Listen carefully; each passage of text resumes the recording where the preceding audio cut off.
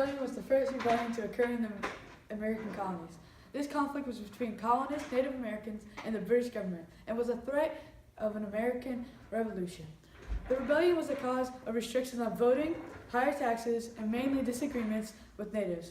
Hi, I'm John Green, and this is U.S. Crash Course History.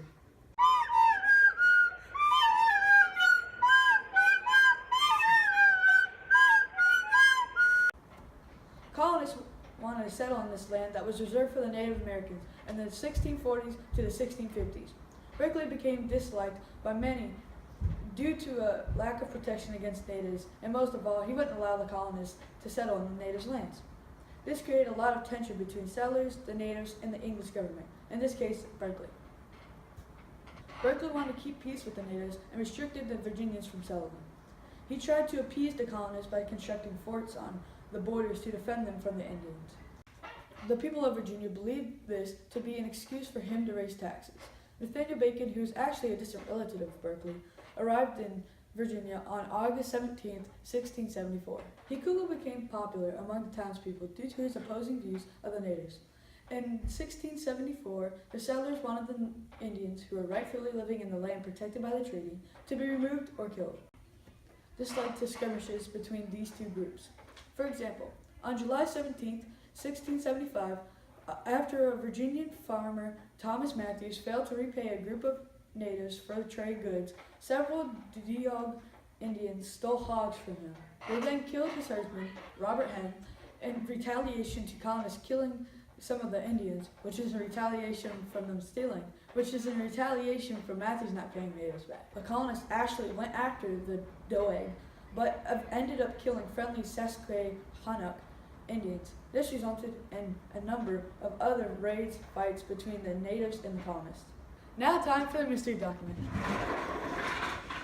Sheweth that about the year 1660, Coyle Matthews, the then governor, died in thy consideration of the service I had done the country, in defending them from and destroying great numbers of Indians, without the loss of 3 men, and all the time that war lasted, and in contemplation of the equal and uncorrupt justice I had distributed to all men. Not only the assembly, but the unanimous votes of all country concurred to make me governor in a time. But if the rebels in England had prevailed, I had certainly died for accepting it. I think that the author of this mystery document was Nathaniel Bacon. Shalom all, I am your new host, your substitute host, Killer Grease, Joseph Green.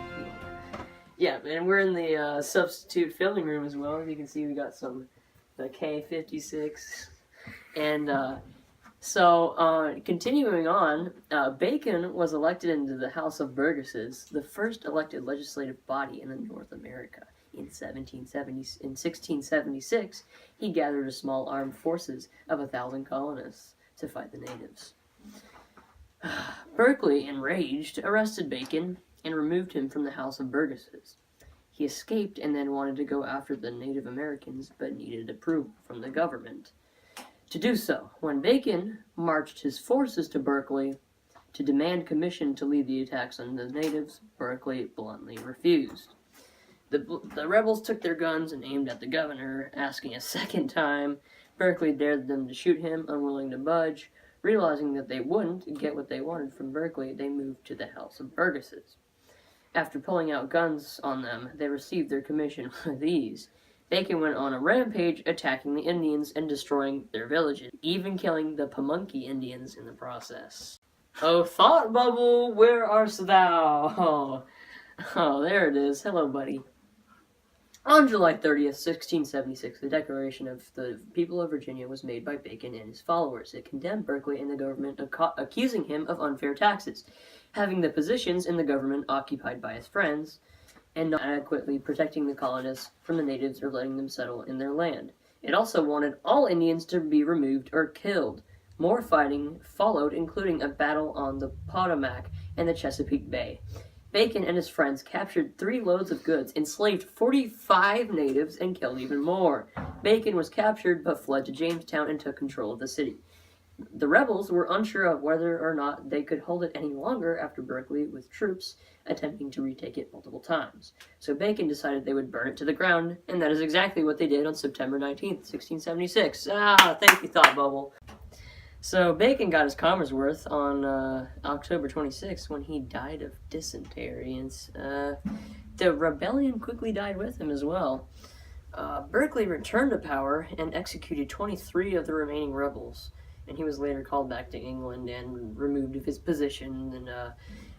And so Bacon's rebellion, the first rebellion in the American colonies, was an early sign of the revolution to come. It highlighted the tensions with the colonists in England. Once again, I'm Joseph Green, and this is Crash Course U.S. History. Thanks for watching, and we'll see you in the next episode, my dudes. Shalom.